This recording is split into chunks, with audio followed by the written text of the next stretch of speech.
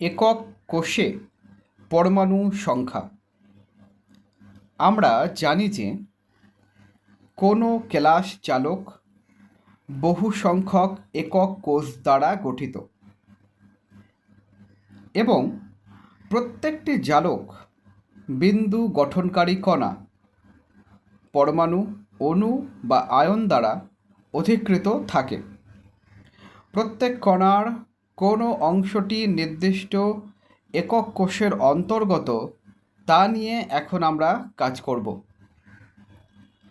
আমরা 3 প্রকারের ঘনকাকার একক কোষ নিয়ে আলোচনা করব এবং সরলীকরণের জন্য গঠনকারী কণাগুলোকে পরমাণু হিসেবে কল্পনা করব।